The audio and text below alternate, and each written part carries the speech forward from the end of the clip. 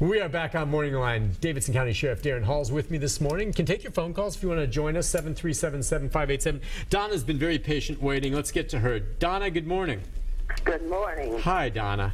I'd like to say to Daron Hall that he's doing an excellent job. Thank you, Donna.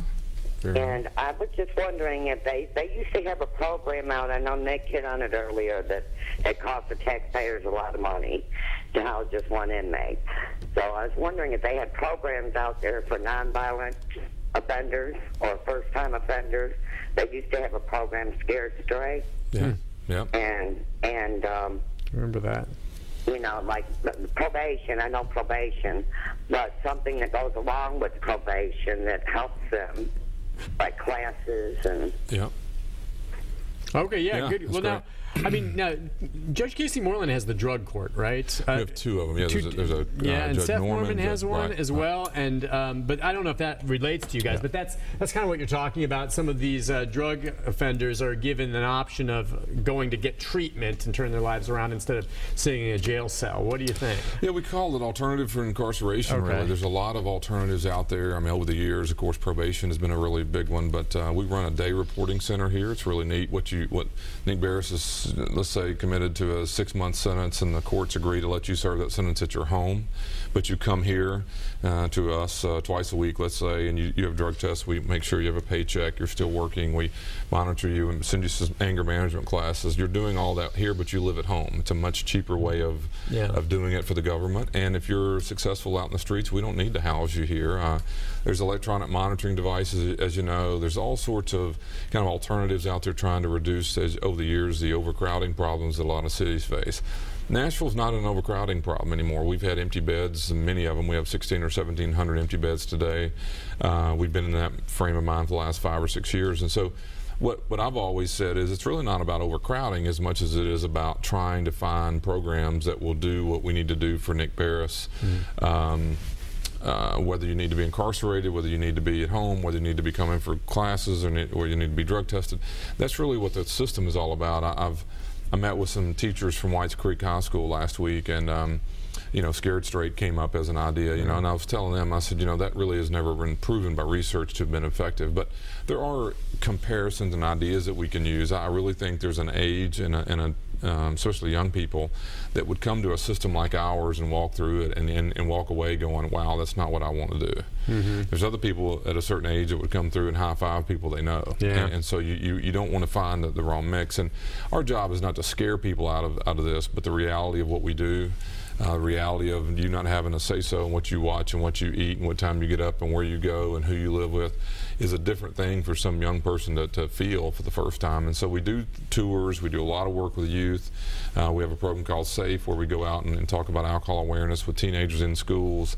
I've always liked the idea of bringing inmates who've been involved with crime, kind of victims impact panels where they talk about how that really works and so forth in their life. So Donna's right. I mean, we need to provide, my job, my hope is that we do something about the problem that brought you to jail. What is it? Is it addiction or mental health? And which is wonderful. And just if you would remind folks, because some people may say, well, these guys committed crimes. They don't deserve these other shots. You know, my point is, if it's nonviolent, I love the idea of it, because I'd like you, if you can, remind folks how much it is for an inmate that maybe has been sentenced to 1129.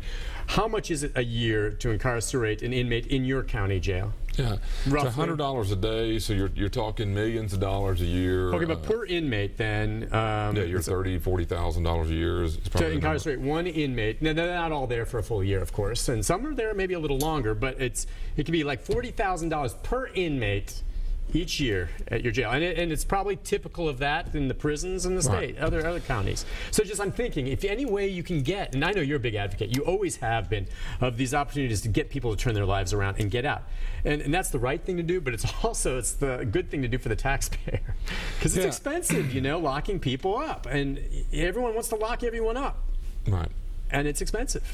I have this, you know, I really think, you know, I have two sons, as you know, and one of them, the 13-year-old, just a few years ago, 6 or 7 years old, and he asked me, what do you do? What do you do, Dad? You know, and he was first grade or something. What is your job? And you knew you were a sheriff, but yeah, what does it entail? He didn't understand. People were asking him at school and everything, and so I was trying to relate to him what I really do, and I said, I run timeout. And he knows what timeout is. And I thought, well, That's a good answer. you know, what are we trying to do with you when we put you in timeout? We want you to go sit somewhere in our house that's on steps. We want you to learn your lesson. We want you to appreciate what the rules are and why you shouldn't have done what you did. But once you learn that lesson, we want you to get up off the steps and go back into being who you were and who you are with a lesson learned. In some ways, that's what we do. We want you to come here and learn a lesson. I'm not trying to, coddle anybody. I'm not trying to soften it at all. I want it to be, those steps need to be hard enough you don't enjoy sitting on them when you're 13 or 12, 7, 8 years old. And you're not having TVs and games and things to play with. But I also want you to get up and go back and be productive in this house.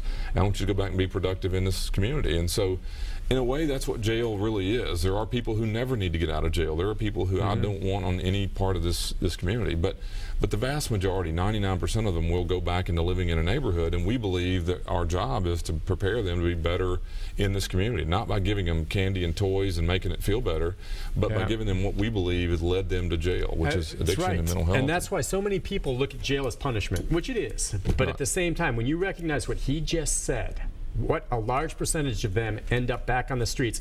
If you choose not to put the resources into at least trying to help them turn it around and instead just let them sit there and fester with their other criminals before they get out, you're just asking for trouble down the road again. It doesn't make sense. That's why it's worth investing some in turning their lives around, because you know what? They're going to be your neighbors again at some point down the road. We got to take a break. When we come back, Wanda and others stay there. We'll get to your calls right after this.